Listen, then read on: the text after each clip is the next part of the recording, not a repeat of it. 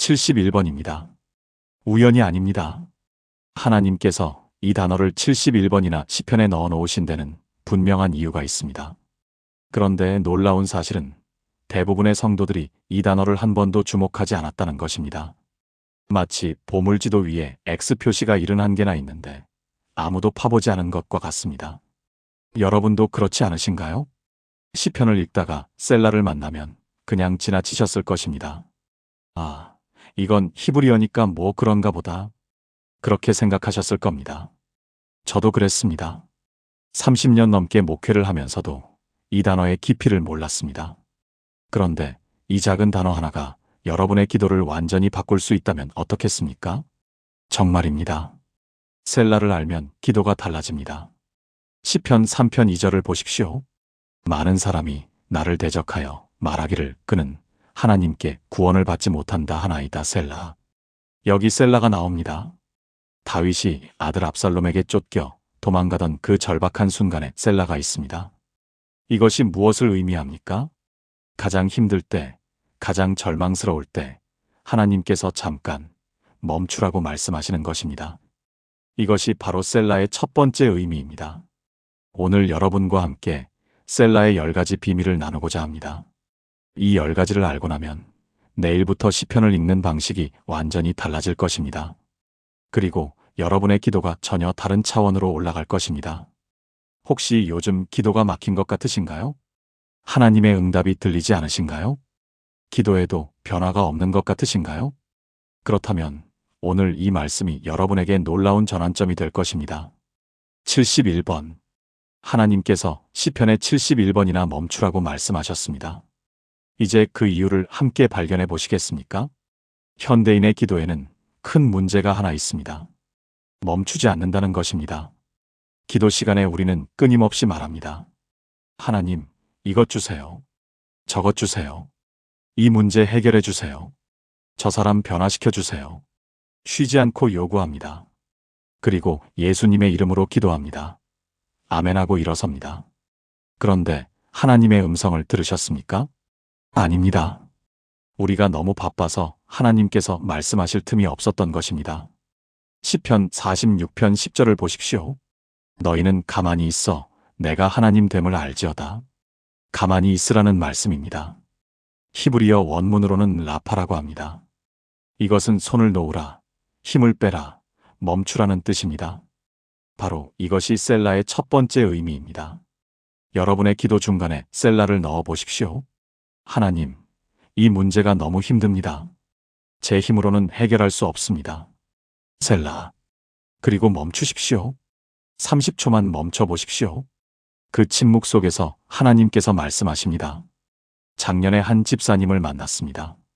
60대 후반의 여집사님이셨는데 자녀 문제로 10년을 기도하셨다고 합니다. 그런데 변화가 없었습니다. 제가 여쭤봤습니다. 집사님, 기도하실 때 하나님의 음성을 들으신 적 있으세요? 집사님이 놀라셨습니다. 목사님, 기도는 제가 하나님께 말씀드리는 거 아닙니까? 아닙니다. 기도는 대화입니다.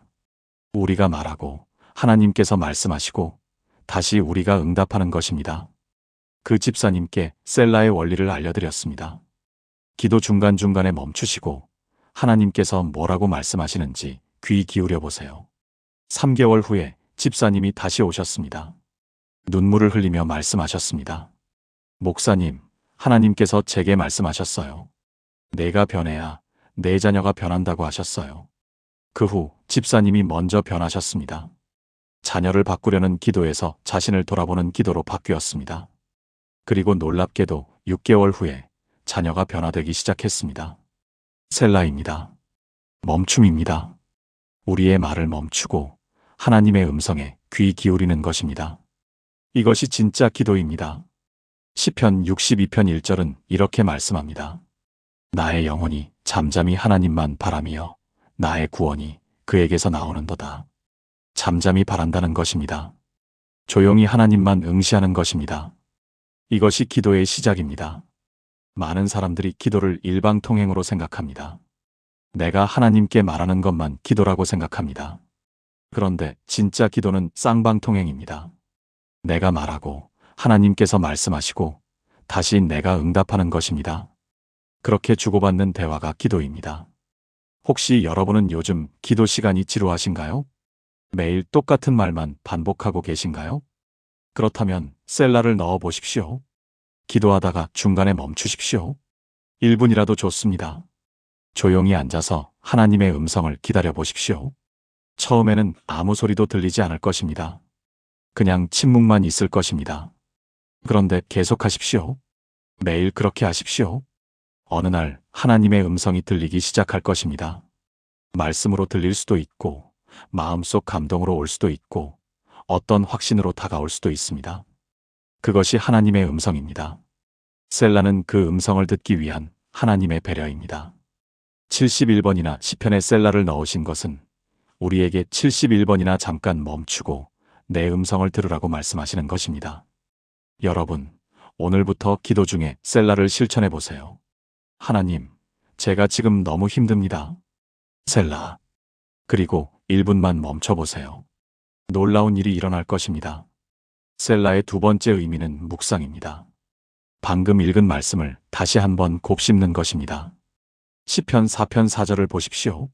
너희는 떨며 범죄하지 말지어다 자리에 누워 심중에 말하고 잠잠할지어다 셀라. 심중에 말하라는 것입니다. 이것이 묵상입니다. 말씀을 마음속에서 되새기는 것입니다. 요즘 우리는 성경을 너무 빨리 읽습니다. 1년 1독이라는 목표 아래 매일 정해진 분량을 읽어야 하니까 속도가 중요합니다. 그러다 보니 말씀이 마음에 새겨지지 않습니다. 머리로만 읽고 지나갑니다. 그런데 셀라가 있으면 달라집니다. 하나님은 우리의 피난처시요 힘이시니 환난 중에 만날 큰 도움이시라. 셀라 시편 46편 1절. 이 말씀을 읽고 바로 다음 절로 넘어가지 마십시오. 셀라입니다. 멈추십시오. 그리고 이 말씀을 다시 한번 마음속으로 되뇌어 보십시오. 하나님은 나의 피난처시다.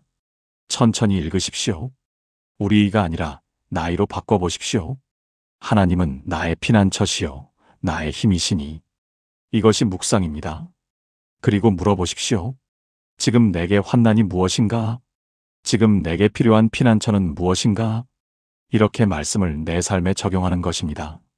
묵상은 단순히 말씀을 읽는 것이 아닙니다. 말씀을 씹는 것입니다. 마치 소가 되새김질하듯이 말씀을 반복해서 되새기는 것입니다. 그렇게 하면 말씀의 진액이 나옵니다. 말씀의 깊은 의미가 드러납니다. 제 아내가 몇 년 전 큰 수술을 받았을 때가 있었습니다. 수술 전날 밤, 저는 시편 23편을 읽었습니다. 여호와는 나의 목자시니 내게 부족함이 없으리로다. 평소 같으면 그냥 읽고 지나갔을 것입니다. 그런데 그날은 달랐습니다. 내게 부족함이 없으리로다. 이 말씀에서 멈췄습니다. 셀라였습니다. 정말 부족함이 없을까?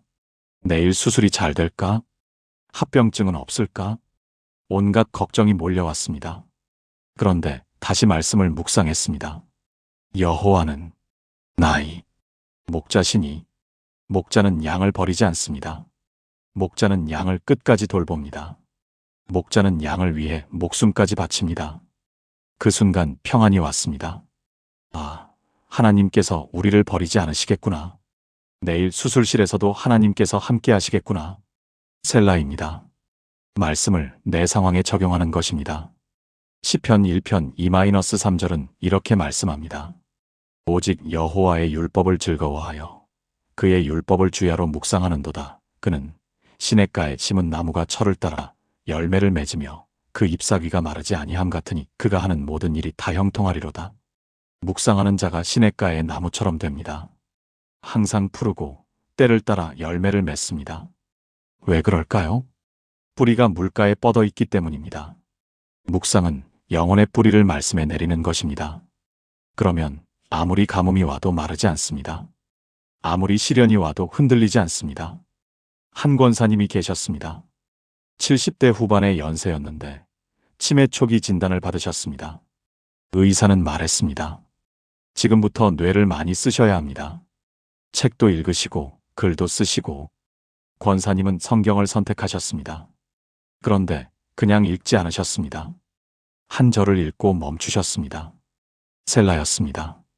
그 한 절을 공책에 베껴 쓰셨습니다. 그리고 묵상하셨습니다. 이 말씀이 나에게 무엇을 말하는가? 이 말씀을 오늘 어떻게 살아낼 것인가? 그렇게 3년을 하셨습니다. 놀라운 일이 일어났습니다. 치매가 진행되지 않았습니다. 오히려 기억력이 좋아졌습니다. 의사가 신기하게 여겼습니다. 어떻게 하셨어요? 권사님이 대답하셨습니다. 매일 성경 한 절씩 묵상했어요. 말씀 묵상이 뇌를 살렸습니다. 더 중요한 것은 영혼을 살렸다는 것입니다. 여러분, 시편을 읽으실 때 셀라가 나오면 머무십시오. 그리고 방금 읽은 말씀을 다시 한번 마음속으로 되뇌어 보십시오. 그 말씀이 지금 나에게 무엇을 말하는지 물어보십시오. 하루에 한 절만 그렇게 하셔도 됩니다. 한 절을 깊이 묵상하는 것이 10장을 빨리 읽는 것보다 낫습니다. 그때 말씀이 살아나기 시작합니다. 단순한 글자가 아니라 살아있는 하나님의 음성이 됩니다. 이것이 묵상의 능력입니다. 이것이 셀라가 주는 두 번째 선물입니다.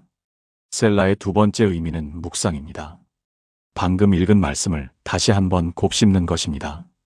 시편 4편 4절을 보십시오. 너희는 떨며 범죄하지 말지어다 자리에 누워 심중에 말하고 잠잠할지어다 셀라. 심중에 말하라는 것입니다. 이것이 묵상입니다. 말씀을 마음속에서 되새기는 것입니다. 요즘 우리는 성경을 너무 빨리 읽습니다. 1년 1독이라는 목표 아래 매일 정해진 분량을 읽어야 하니까 속도가 중요합니다. 그러다 보니 말씀이 마음에 새겨지지 않습니다. 머리로만 읽고 지나갑니다. 그런데 셀라가 있으면 달라집니다.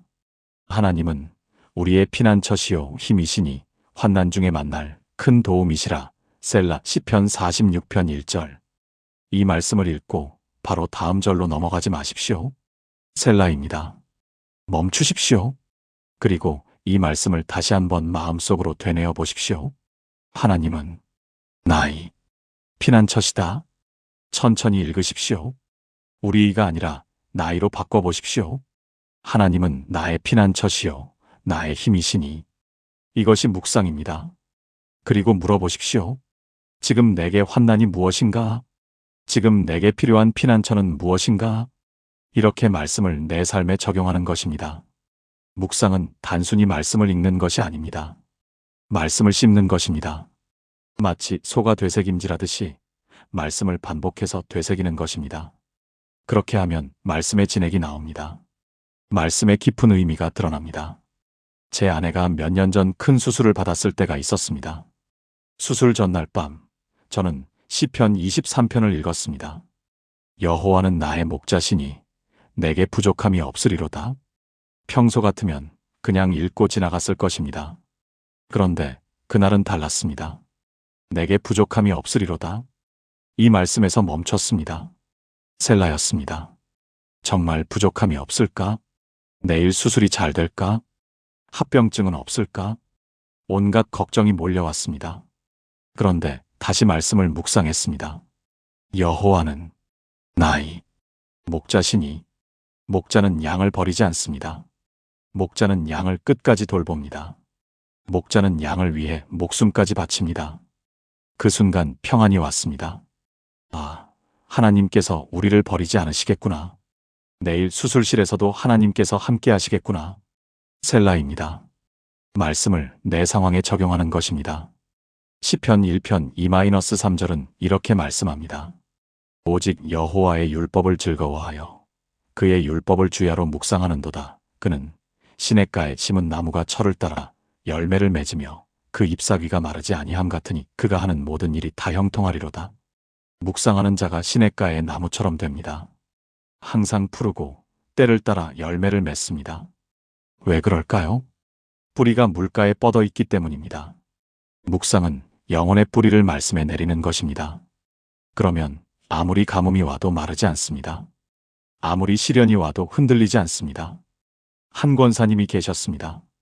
70대 후반의 연세였는데 치매 초기 진단을 받으셨습니다. 의사는 말했습니다. 지금부터 뇌를 많이 쓰셔야 합니다. 책도 읽으시고 글도 쓰시고. 권사님은 성경을 선택하셨습니다. 그런데 그냥 읽지 않으셨습니다. 한 절을 읽고 멈추셨습니다. 셀라였습니다. 그 한 절을 공책에 베껴 쓰셨습니다. 그리고 묵상하셨습니다. 이 말씀이 나에게 무엇을 말하는가? 이 말씀을 오늘 어떻게 살아낼 것인가? 그렇게 3년을 하셨습니다. 놀라운 일이 일어났습니다. 치매가 진행되지 않았습니다. 오히려 기억력이 좋아졌습니다. 의사가 신기하게 여겼습니다. 어떻게 하셨어요? 권사님이 대답하셨습니다. 매일 성경 한 절씩 묵상했어요. 말씀 묵상이 뇌를 살렸습니다. 더 중요한 것은 영혼을 살렸다는 것입니다. 여러분, 시편을 읽으실 때 셀라가 나오면 머무십시오. 그리고 방금 읽은 말씀을 다시 한번 마음속으로 되뇌어 보십시오. 그 말씀이 지금 나에게 무엇을 말하는지 물어보십시오. 하루에 한 절만 그렇게 하셔도 됩니다. 한 절을 깊이 묵상하는 것이 10장을 빨리 읽는 것보다 낫습니다. 그때 말씀이 살아나기 시작합니다. 단순한 글자가 아니라 살아있는 하나님의 음성이 됩니다. 이것이 묵상의 능력입니다. 이것이 셀라가 주는 두 번째 선물입니다. 셀라의 세 번째 의미는 음악적 용어입니다. 음을 높이라는 뜻입니다. 시편은 원래 노래였습니다. 성전에서 제사 드릴 때 레위인들이 악기를 연주하며 불렀던 노래입니다. 그래서 시편을 히브리어로는 테일림이라고 합니다. 찬양이라는 뜻입니다. 셀라가 나오면 악기 연주자들이 음량을 높이고 음을 올렸습니다. 그러면 회중들도 더 크게 찬양했습니다. 이것이 무엇을 의미합니까? 기도가 찬양으로 바뀌는 순간입니다. 우리는 보통 기도를 탄식으로 시작합니다. 하나님, 왜 이런 일이 저에게 일어났습니까? 언제까지 이 고통이 계속됩니까? 이것은 자연스러운 것입니다. 시편의 절반 이상이 탄식으로 시작합니다. 그런데 중요한 것은 탄식으로 끝나지 않는다는 것입니다. 셀라를 만나면 찬양으로 바뀝니다. 시편 3편을 보십시오. 다윗이 아들 압살롬에게 쫓겨 도망가는 상황입니다. 1-2절에서 다윗은 탄식합니다. 여호와여, 나의 대적이 어찌 그리 많은지요. 많은 사람이 나를 대적하여 말하기를 그는 하나님께 구원을 받지 못한다 하나이다. 절망적입니다. 아들에게 쫓기고 사람들에게 조롱받고 하나님마저 버리신 것 같은 상황입니다. 그런데 2절 끝에 셀라가 나옵니다. 그리고 3절을 보십시오. 여호와여 주는 나의 방패시요 나의 영광이시요 나의 머리를 드시는 자이시니이다. 완전히 바뀌었습니다. 탄식이 고백으로, 절망이 찬양으로 바뀌었습니다. 셀라가 그 전환점이었습니다. 상황은 그대로입니다. 여전히 압살롬이 쫓아오고 있고 여전히 사람들이 조롱하고 있습니다. 그런데 다윗의 시각이 바뀌었습니다. 상황을 보던 눈이 하나님을 보는 눈으로 바뀌었습니다. 문제를 보던 마음이 하나님을 찬양하는 마음으로 바뀌었습니다. 제가 아는 한 권사님이 계십니다. 남편이 사업에 실패하고 빚만 남겼습니다. 자녀들도 대학을 중퇴하고 방황했습니다. 권사님은 매일 울면서 기도했습니다. 하나님, 왜 저희 가정이 이렇게 무너져야 합니까? 언제까지 이 고통이 계속됩니까?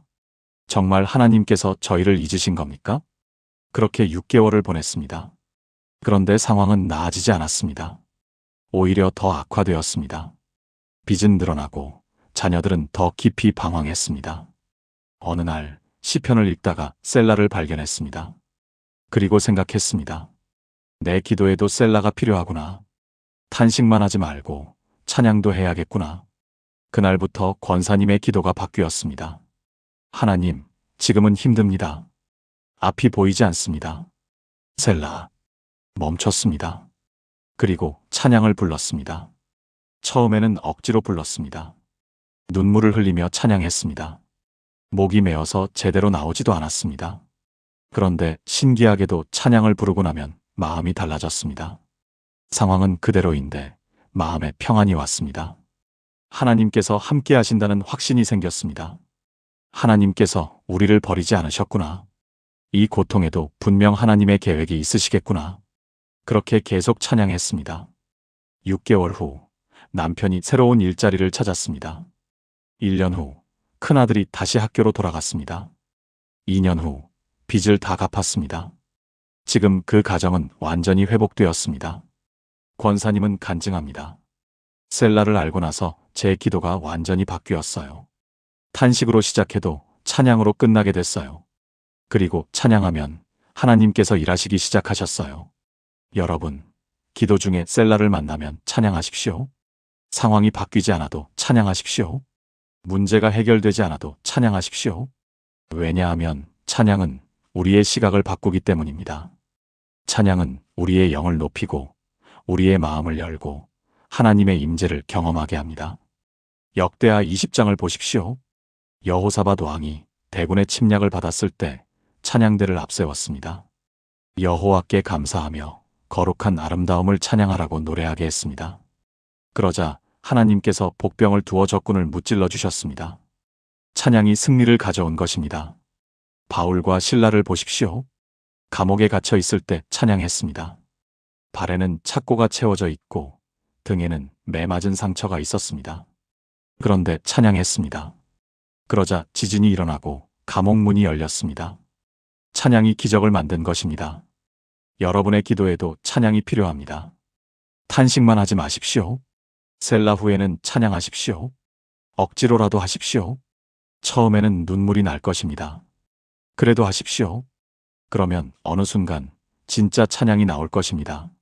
마음 깊은 곳에서 우러나오는 찬양이 나올 것입니다. 그때 하나님께서 일하기 시작하실 것입니다. 이것이 셀라의 세 번째 비밀입니다. 셀라의 네 번째 의미는 기다림입니다. 하나님의 응답을 기다리는 것입니다. 우리는 기도하고 곧바로 응답을 원합니다. 인스턴트 커피처럼 빠른 응답을 기대합니다. 배달 음식처럼 30분 안에 오기를 바랍니다. 그런데 하나님의 시간은 우리의 시간과 다릅니다. 시편 62편 5절을 보십시오. 나의 영혼아 잠잠히 하나님만 바라라. 물은 나의 소망이 그로부터 나오는도다. 잠잠히 바라라는 말씀입니다. 이것이 셀라입니다. 조급하게 서두르지 말고 하나님의 때를 기다리는 것입니다. 현대인들에게 가장 어려운 것이 기다림입니다. 우리는 빨리빨리 문화에 익숙합니다. 인터넷도 3초 안에 열려야 하고 엘리베이터도 1분 안에 와야 합니다. 모든 것이 빨라야 합니다. 그런데 기도는 다릅니다. 어떤 기도는 즉시 응답되지만 어떤 기도는 몇 년이 걸립니다. 심지어 어떤 기도는 평생이 걸립니다. 그러면 우리는 조급해집니다. 하나님께서 내 기도를 들으시기는 하시나? 혹시 내가 뭔가 잘못해서 응답이 안 오는 건가? 다른 사람들은 기도하면 바로 응답받는데 왜 나만 안 될까? 이런 의심이 생깁니다. 그런데 셀라는 말합니다. 잠깐 멈추고 기다려라. 하나님의 때가 있다. 성경에는 오래 기다린 사람들이 많이 나옵니다. 아브라함을 보십시오. 하나님께서 자손을 주시겠다고 약속하셨습니다. 그런데 25년을 기다려야 했습니다. 25년입니다. 매일 기도했을 것입니다. 하나님, 언제 자식을 주십니까? 그런데 응답이 없었습니다. 한 해가 지나고 두 해가 지나고 10년이 지나도 아무 일도 일어나지 않았습니다. 심지어 아브라함과 사라가 늙어서 아이를 낳을 수 없는 나이가 되었습니다. 그때 하나님께서 이삭을 주셨습니다. 25년 만입니다. 왜 하나님께서 25년이나 기다리게 하셨을까요? 그 기다림 속에 하나님의 계획이 있었기 때문입니다. 만약 아브라함이 젊었을 때 이삭을 낳았다면 그것이 자신의 능력이라고 생각했을 것입니다. 그런데 늙어서 낳으니 이것은 분명히 하나님의 기적이었습니다. 한나를 보십시오. 한나는 아이를 갖지 못해서 매년 성전에 올라가 통곡하며 기도했습니다. 몇 년이 흘렀습니까? 성경은 정확히 말하지 않지만 아마도 10년 이상이었을 것입니다. 그 긴 세월 동안 한나는 기다렸습니다. 셀라였습니다.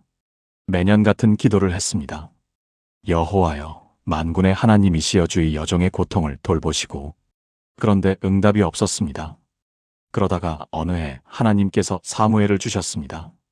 그 사무엘이 이스라엘의 마지막 사사가 되고 다윗을 기름 부은 선지자가 되었습니다. 만약 한나가 3년 만에 포기했다면 어떻게 되었을까요? 만약 5년 만에 하나님께서 내 기도를 듣지 않으신다며 등을 돌렸다면 어떻게 되었을까요? 사무엘은 태어나지 않았을 것입니다. 기다림 속에 하나님의 계획이 있습니다. 제가 아는 한 성도님이 계십니다. 아들이 10년 동안 방황했습니다. 마약에 손을 댔고 감옥을 드나들었습니다. 어머니는 10년 동안 매일 새벽 기도를 했습니다. 비가 와도 눈이 와도 새벽 기도에 나갔습니다. 때로는 왜 응답이 없으십니까? 라고 울부짖기도 했습니다. 때로는 제가 무엇을 잘못했습니까? 라고 회개하기도 했습니다. 그런데 포기하지 않았습니다. 셀라였습니다. 기다렸습니다. 인내했습니다. 그리고 10년 만에 아들이 변화되었습니다. 감옥에서 성경책을 읽고 예수님을 만났습니다. 출소 후 중독 재활 프로그램에 들어갔습니다. 완전히 새 사람이 되었습니다. 지금 그 아들은 중독자들을 돕는 사역을 하고 있습니다. 한 해에 수십 명의 중독자들이 그를 통해 회복되고 있습니다. 어머니는 말씀합니다. 10년이 길었지만 그 시간이 헛되지 않았어요. 하나님께서 제 아들을 더 큰 그릇으로 만드시려고 그 시간이 필요하셨던 거예요. 여러분, 응답이 늦어진다고 실망하지 마십시오. 셀라입니다. 하나님의 때를 기다리는 것입니다. 하나님께서는 우리의 기도를 모두 들으십니다. 단 하나도 땅에 떨어지지 않습니다. 요한계시록 5장 8절을 보십시오. 각각 검은 고와 향이 가득한 금 대접을 가졌으니 이 향은 성도의 기도들이라. 우리의 기도가 하늘의 향으로 쌓인다고 합니다. 금 대접에 가득 찰 때까지 쌓입니다. 그리고 그 대접이 가득 차면 하나님께서 쏟아부으십니다. 그것이 응답입니다. 지금 여러분의 기도가 응답되지 않는 것 같습니까? 아닙니다. 하늘에서 쌓이고 있습니다. 금 대접에 향이 쌓이고 있습니다. 조금만 더 기다리십시오. 조금만 더 기도하십시오. 곧 대접이 가득 차서 하나님께서 응답을 쏟아부으실 것입니다. 이것이 셀라의 네 번째 비밀입니다. 셀라의 다섯 번째 의미는 영적 호흡입니다. 우리 몸이 호흡 없이 살 수 없듯이 우리 영도 쉼 없이 살 수 없습니다. 현대인들은 너무 바쁩니다. 아침부터 저녁까지 쉬지 않고 달립니다. 일하고 밥 먹고 또 일하고 퇴근하고 집에 와서도 스마트폰을 봅니다. 잠들기 직전까지 정보를 소비합니다. 영혼이 숨 쉴 틈이 없습니다. 그래서 우리는 지쳐 있습니다. 육체만 피곤한 것이 아니라 영혼이 탈진 상태입니다. 시편 23편 2-3절을 보십시오. 그가 나를 푸른 풀밭에 누이시며 쉴만한 물가로 인도하시는도다. 내 영혼을 소생시키시고 쉴만한 물가입니다. 하나님께서는 우리에게 쉼을 주기 원하십니다. 셀라가 바로 그 쉼입니다. 기도 중에도 쉼이 필요합니다. 하나님, 이것 주시고 저것 주시고 하다가 지칩니다. 기도가 의무가 되고 짐이 되고 부담이 됩니다. 셀라가 필요합니다. 멈추고 숨 쉬고 하나님의 임재 안에서 쉬는 것입니다. 예수님께서 제자들에게 말씀하셨습니다. 수고하고 무거운 짐진 자들아, 다 내게로 오라. 내가 너희를 쉬게 하리라. 마태복음 11장 28절. 쉼은 게으름이 아닙니다. 쉼은 하나님께서 주시는 선물입니다. 안식일이 왜 있습니까? 하나님께서 우리에게 쉬라고 명령하신 것입니다.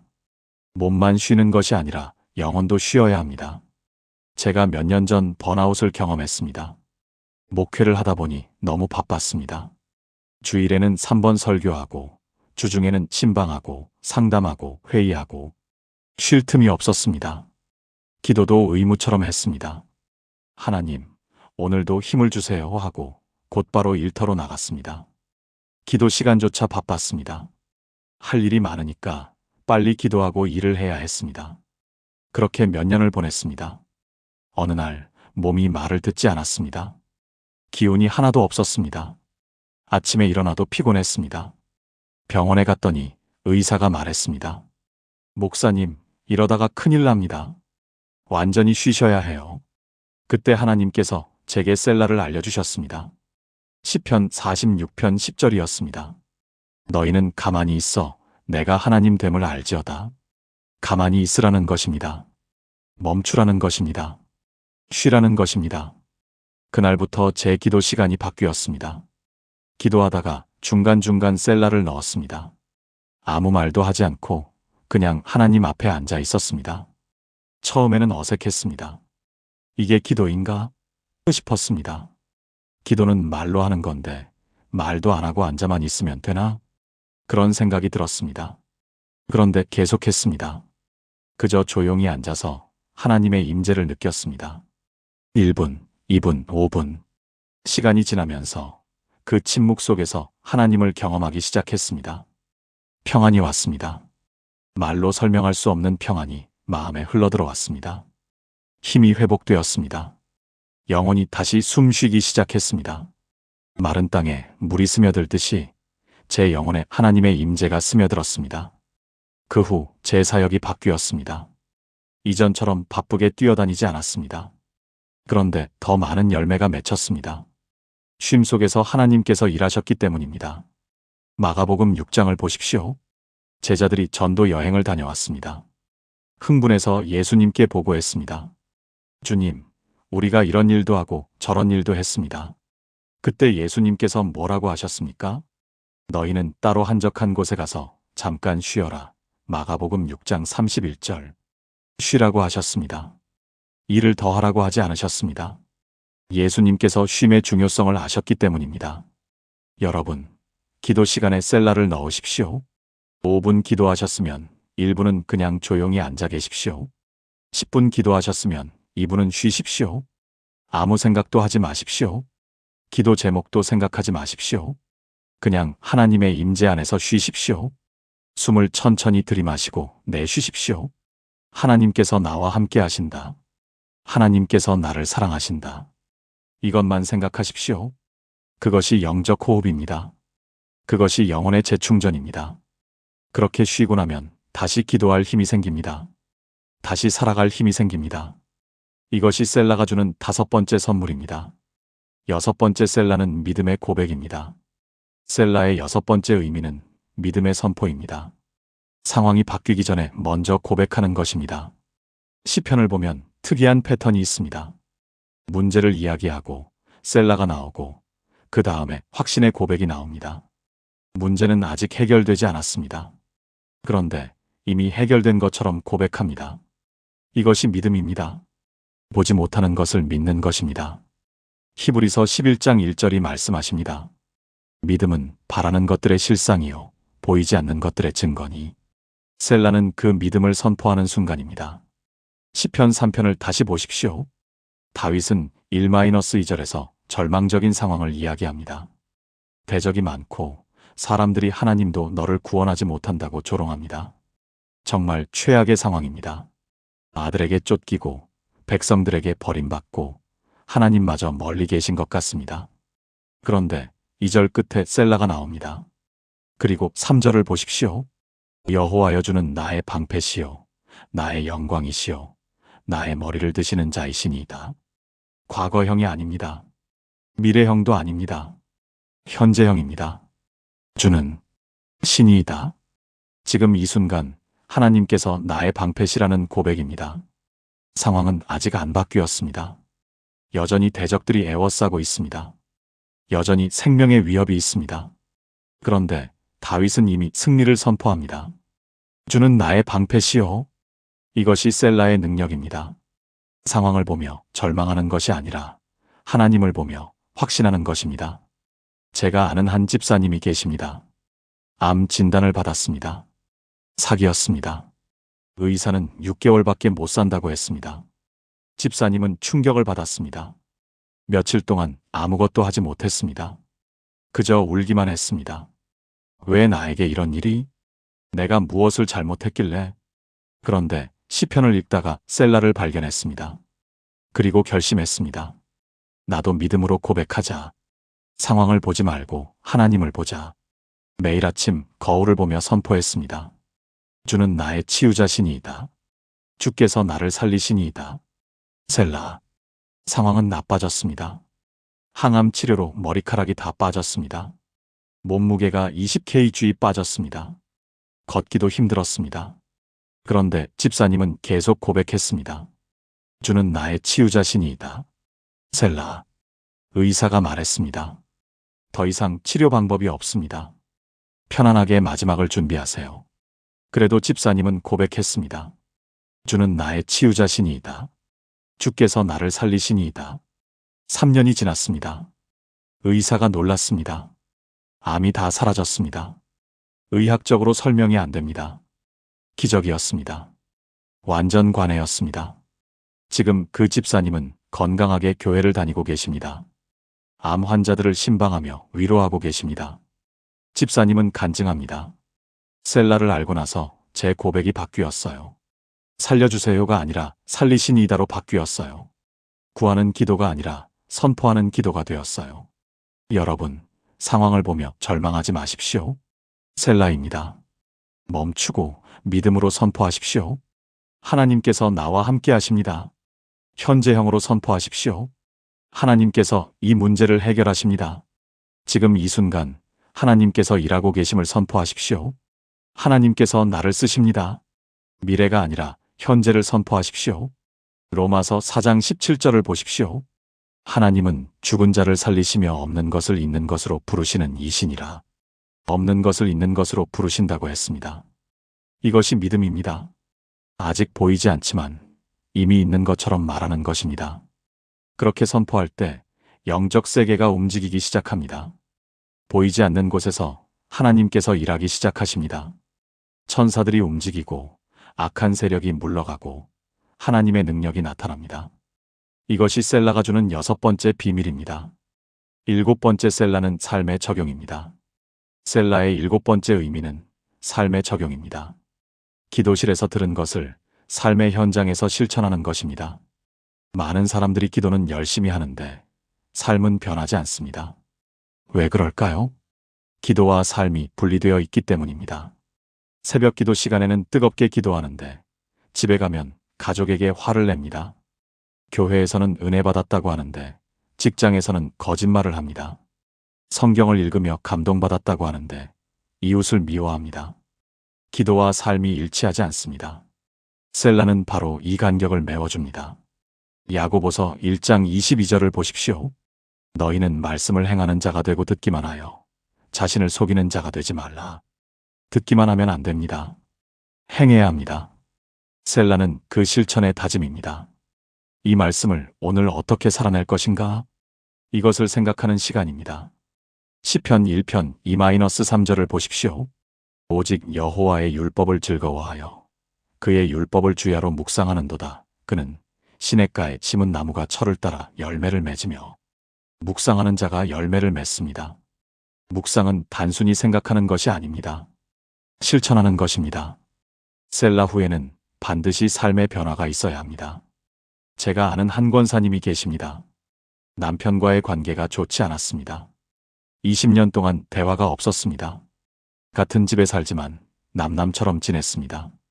아침에 눈 뜨면 남편이 나가기를 기다렸습니다. 남편도 마찬가지였습니다. 집에 오면 방에 들어가서 문을 닫았습니다. 밥도 따로 먹었습니다.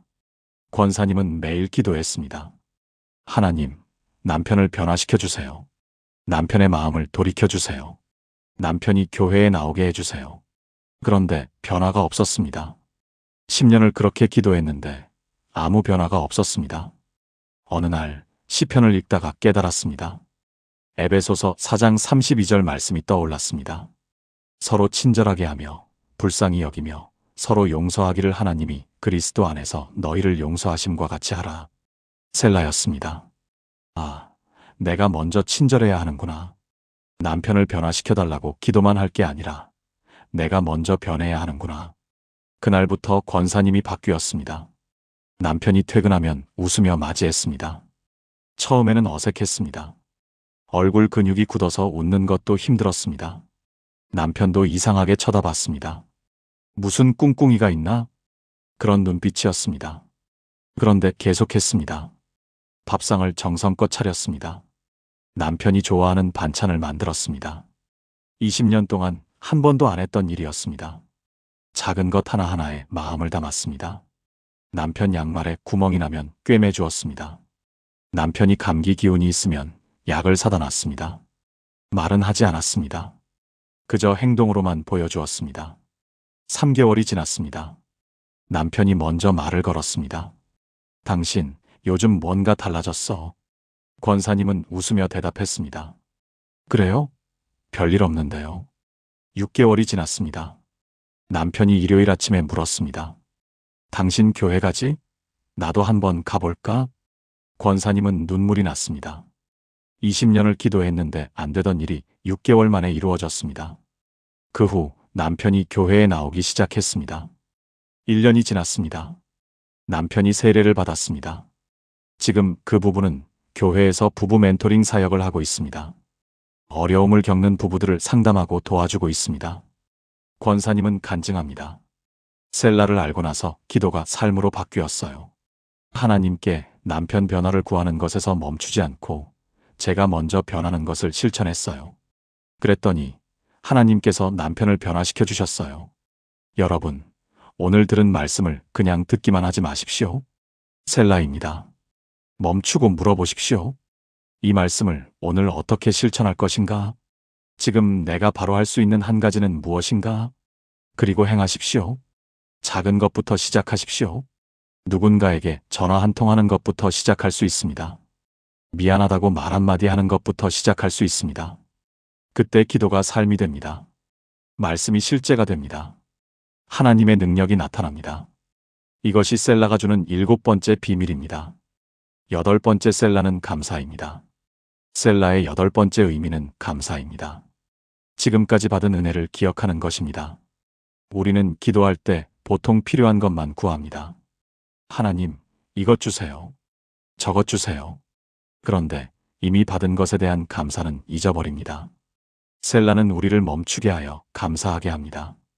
시편 103편 1-2절을 보십시오. 내 영혼아 여호와를 송축하라. 내 속에 있는 것들아 다 그의 성호를 송축하라. 내 영혼아 여호와를 송축하며 그의 모든 은택을 잊지 말지어다. 그의 모든 은택을 잊지 말라는 것입니다. 우리는 쉽게 잊어버립니다. 어제 받은 은혜도 오늘이면 잊어버립니다. 작년에 응답받은 기도도 올해는 까맣게 있습니다. 그래서 하나님께서 셀라를 주신 것입니다. 멈추고 돌아보고 감사하라는 것입니다. 데살로니가전서 5장 18절은 말씀합니다. 범사에 감사하라. 이것이 그리스도 예수 안에서 너희를 향하신 하나님의 뜻이니라. 범사에 감사하라는 것입니다. 좋은 일만 감사하는 것이 아닙니다. 힘든 일 가운데서도 감사할 것이 있습니다. 한 장로님이 계셨습니다. 사업이 잘 되어서 큰 공장을 지었습니다. 직원도 100명이 넘었습니다. 그런데 IMF가 터졌습니다. 하루아침에 모든 것을 잃었습니다. 공장도 넘어가고 집도 넘어가고 빚만 남았습니다. 장로님은 절망했습니다. 하나님, 왜 이런 일이 저에게 일어났습니까? 제가 무엇을 잘못했습니까? 그렇게 한 달을 보냈습니다. 그런데 어느 날 시편을 읽다가 셀라를 만났습니다. 그리고 생각했습니다. 지금 이 상황에서 감사할 것이 무엇일까? 처음에는 아무것도 떠오르지 않았습니다. 감사할 것이 하나도 없는 것 같았습니다. 그런데 자세히 보니 있었습니다. 건강은 있구나. 가족은 흩어지지 않았구나. 믿음은 남아있구나. 하나씩 세어보니 감사할 것이 나왔습니다. 그날부터 장로님의 기도가 바뀌었습니다. 하나님, 비록 사업은 잃었지만 건강을 주셔서 감사합니다. 비록 집은 잃었지만 가족이 함께 있어서 감사합니다. 비록 돈은 없지만 믿음이 남아 있어서 감사합니다. 이렇게 감사하기 시작했습니다. 신기하게도 감사하니까 마음이 달라졌습니다. 절망이 희망으로 바뀌었습니다. 다시 시작할 수 있겠다. 이런 생각이 들었습니다. 그 후 장로님은 작은 일부터 시작했습니다. 처음에는 남의 공장에서 일했습니다. 그렇게 3년을 일하며 돈을 모았습니다. 그리고 작은 가게를 열었습니다. 열심히 일했습니다. 정직하게 일했습니다. 5년 후 다시 공장을 차렸습니다. 10년 후 예전보다 더 큰 회사가 되었습니다. 장로님은 간증합니다. IMF 때 모든 것을 잃었지만 감사하는 법을 배웠습니다. 그것이 더 큰 축복이었습니다. 감사가 저를 일으켜 세웠습니다.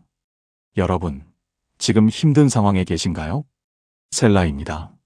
멈추고 감사할 것을 찾아보십시오. 아무리 어려워도 감사할 것은 있습니다. 건강이 있고, 가족이 있고, 믿음이 있습니다. 오늘 해가 떴고, 공기를 마실 수 있고, 성경을 읽을 수 있습니다. 이 모든 것이 감사입니다. 감사하면 마음이 바뀝니다. 마음이 바뀌면 상황을 보는 눈이 바뀝니다. 그러면 새로운 길이 보입니다. 시편 50편 23절은 말씀합니다. 감사로 제사를 드리는 자가 나를 영화롭게 하나니 그의 행위를 옳게 하는 자에게 내가 하나님의 구원을 보이리라. 감사하는 자에게 하나님의 구원이 나타난다고 했습니다. 감사가 기적을 만듭니다. 감사가 길을 엽니다. 오늘부터 기도 중에 셀라를 넣고 감사하십시오. 이것이 셀라의 8번째 비밀입니다. 셀라의 9번째 의미는 회개입니다. 하나님 앞에서 자신을 돌아보는 것입니다. 우리는 기도하면서 보통 다른 사람만 바뀌기를 원합니다. 하나님, 저 사람을 변화시켜 주세요. 저 사람이 잘못했으니 벌해주세요. 그런데 나 자신은 돌아보지 않습니다. 셀라는 우리를 멈추게 하여 자신을 보게 합니다. 시편 139편 23-24절을 보십시오. 하나님이여, 나를 살피사 내 마음을 아시며 나를 시험하사 내 뜻을 아옵소서. 내게 무슨 악한 행위가 있나 보시고 나를 영원한 길로 인도하소서. 내게 무슨 악한 행위가 있나 보시고라는 기도입니다. 다른 사람의 잘못이 아니라 내 잘못을 보게 해달라는 기도입니다. 이것이 회개입니다. 회개는 단순히 죄송합니다 하는 것이 아닙니다. 방향을 바꾸는 것입니다. 잘못된 길에서 돌아서서 올바른 길로 가는 것입니다. 제가 아는 한 집사님이 계십니다. 자녀와의 관계가 좋지 않았습니다. 자녀가 집을 나가서 연락도 하지 않았습니다. 집사님은 기도했습니다. 하나님, 제 자녀를 변화시켜 주세요. 자녀가 잘못된 길로 가고 있습니다. 그렇게 1년을 기도했습니다. 그런데 변화가 없었습니다. 어느 날 시편을 읽다가 멈췄습니다. 셀라였습니다. 그리고 하나님께서 물으셨습니다. 정말 내 자녀만 잘못했느냐? 내 잘못은 없느냐? 그 순간 집사님은 깨달았습니다. 자녀가 어렸을 때 너무 바빴습니다. 돈을 벌느라, 교회 일하느라 자녀와 시간을 보내지 않았습니다. 자녀가 말을 걸어도 나중에 하고 미뤘습니다. 자녀가 힘들어할 때도 몰랐습니다. 자녀의 상처를 보지 못했습니다. 그것이 집사님의 잘못이었습니다. 그날부터 집사님의 기도가 바뀌었습니다. 하나님, 제가 잘못했습니다. 제가 부모의 역할을 하지 못했습니다. 제 자녀를 변화시켜달라고 기도하기 전에 먼저 저를 변화시켜 주세요. 이렇게 회개했습니다. 그리고 자녀에게 편지를 썼습니다. 미안하다.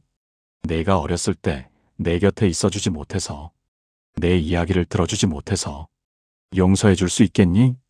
2주 후 자녀가 집에 왔습니다. 처음에는 어색했습니다. 그런데 집사님이 먼저 사과했습니다. 내가 잘못했다. 용서해다오. 자녀가 울었습니다. 아빠도 잘못 인정해요? 항상 제 잘못만 말씀하셨잖아요. 그날부터 관계가 회복되기 시작했습니다. 지금 그 가정은 완전히 회복되었습니다. 자녀도 교회에 나오고 가족이 함께 기도합니다. 집사님은 간증합니다. 셀라를 통해 저를 돌아보게 되었습니다. 남을 변화시켜달라고 기도하기 전에 먼저 제가 회개해야 했습니다. 마태복음 7장 3-5절을 보십시오. 어찌하여 형제의 눈 속에 있는 티는 보고 내 눈 속에 있는 들보는 깨닫지 못하느냐? 외식하는 자여, 먼저 내 눈 속에서 들보를 빼어라.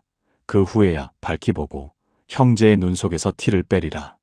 먼저 내 눈의 들보를 빼라는 것입니다. 남의 티를 보기 전에 내 들보를 보라는 것입니다. 셀라는 그 시간을 줍니다. 멈추고 나를 돌아보고 회개하는 시간입니다. 요한일서 1장 9절은 약속합니다. 만일 우리가 우리 죄를 자백하면 그는 미쁘시고 의로우사 우리 죄를 사하시며 우리를 모든 불의에서 깨끗하게 하실 것이요. 회개하면 용서받습니다. 깨끗하게 됩니다. 새롭게 시작할 수 있습니다. 여러분, 오늘 기도 중에 셀라를 넣고 자신을 돌아보십시오. 혹시 누군가에게 잘못한 것은 없습니까? 혹시 하나님 앞에서 회개할 것은 없습니까? 솔직하게 고백하십시오. 하나님께서 용서하시고 회복시켜 주실 것입니다. 이것이 셀라의 9번째 비밀입니다. 셀라의 마지막 10번째 의미는 새로운 시작입니다. 지금까지의 모든 것을 정리하고 새롭게 출발하는 것입니다. 셀라는 끝이 아니라 시작입니다. 멈춤 후에 새로운 움직임이 있습니다. 묵상 후에 새로운 깨달음이 있습니다. 기다림 후에 새로운 응답이 있습니다. 회개 후에 새로운 삶이 있습니다. 이사야 43장 18-19절을 보십시오. 너희는 이전 일을 기억하지 말며 옛날 일을 생각하지 말라 보라. 내가 새 일을 행하리니 이제 나타날 것이라. 하나님께서 새 일을 행하신다고 하셨습니다. 과거에 매이지 말고 새로운 미래를 보라는 것입니다. 셀라는 그 새로운 시작을 위한 준비입니다. 고린도후서 5장 17절은 말씀합니다. 그런즉 누구든지 그리스도 안에 있으면 새로운 피조물이라. 이전 것은 지나갔으니 보라 새 것이 되었도다. 새로운 피조물이 되었다는 것입니다. 이전 것은 지나갔다는 것입니다. 과거의 실패, 과거의 상처, 과거의 죄악이 모두 지나갔습니다. 이제 새 것입니다. 새로운 삶이 시작되었습니다. 한 권사님이 계셨습니다. 평생 열등감에 시달렸습니다. 어렸을 때부터 부모님께 사랑받지 못했다고 느꼈습니다. 동생만 예뻐하시는 것 같았습니다. 그 상처가 평생 따라다녔습니다. 결혼해서도 자녀를 낳아도 교회를 다녀도 그 상처는 아물지 않았습니다. 60이 넘은 나이에도 여전히 상처받은 어린아이 같았습니다. 그런데 시편을 읽다가 셀라를 만났습니다. 시편 139편 13-14절이었습니다. 주께서 내 내장을 지으시며 나의 모태에서 나를 만드셨나이다. 내가 주께 감사하옴은 나를 지으심이 심히 기묘하심이라. 이 말씀에서 멈췄습니다. 셀라였습니다. 하나님께서 나를 지으셨다. 심히 기묘하게. 그 순간 깨달았습니다. 내가 부모님께 사랑받지 못했을지라도 하나님께서는 나를 사랑하셔서 만드셨구나. 내가 세상에서 인정받지 못했을지라도 하나님께서는 나를 심히 기묘하게 지으셨구나. 그날 권사님의 60년 상처가 치유되었습니다. 눈물이 쏟아졌습니다. 그동안 움켜쥐고 있던 모든 것을 내려놓았습니다. 부모님에 대한 원망도, 자신에 대한 열등감도, 세상에 대한 두려움도 모두 내려놓았습니다. 그리고 새롭게 시작했습니다. 70이 넘은 나이에 권사님은 봉사를 시작했습니다. 요양원에 가서 할머니들을 섬겼습니다. 자신이 받았던 상처를 아는 사람이 다른 사람의 상처를 가장 잘 돌볼 수 있었습니다. 지금 권사님은 80이 넘으셨지만 여전히 봉사하고 계십니다. 얼굴에는 항상 기쁨이 가득합니다. 권사님은 간증합니다. 60년을 상처 속에 살았지만 셀라를 통해 새롭게 시작했습니다. 늦었다고 생각하지 않습니다. 지금이 가장 행복합니다. 여러분, 과거에 매이지 마십시오. 과거의 실패, 과거의 상처, 과거의 죄가 여러분을 붙잡지 못하게 하십시오. 셀라입니다. 멈추고 새롭게 시작하십시오. 오늘이 새로운 시작입니다. 지금이 새로운 출발점입니다. 요엘 2장 25절을 보십시오. 내가 전에 너희에게 보낸 큰 군대 곧 메뚜기와 느치와 황충과 팥중이가 먹은 횟수대로 너희에게 갚아주리니. 메뚜기가 먹은 해를 갚아주신다고 하셨습니다. 잃어버린 세월을 회복시켜 주신다는 것입니다. 과거에 얼마나 많은 것을 잃었습니까? 과거에 얼마나 많은 시간을 낭비했습니까? 상관없습니다. 하나님께서 갚아주십니다. 회복시켜 주십니다. 새롭게 하십니다. 오늘부터 시작하십시오. 셀라 후에는 항상 새로운 시작이 있습니다. 이것이 셀라의 10번째이자 마지막 비밀입니다. 마무리.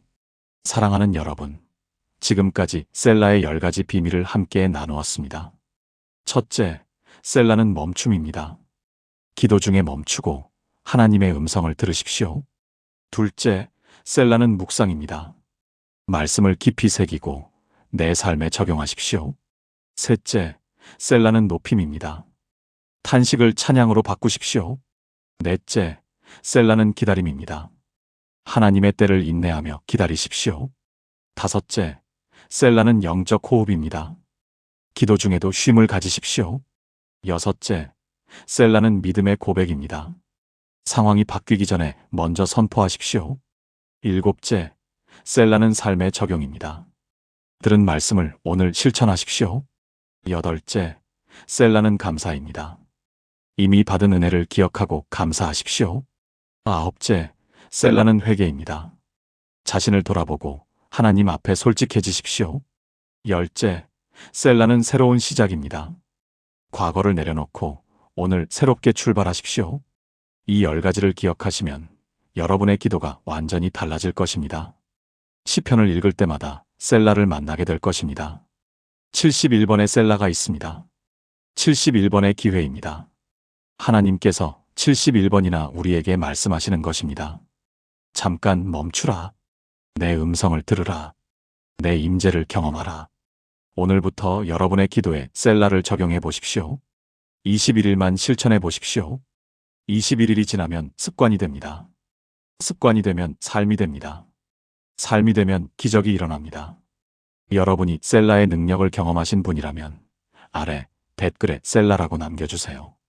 그리고 이 말씀이 필요한 분들에게 공유해 주시면 감사하겠습니다. 좋아요와 구독도 부탁드립니다. 오늘도 여러분의 기도 속에 셀라가 있기를 축복합니다.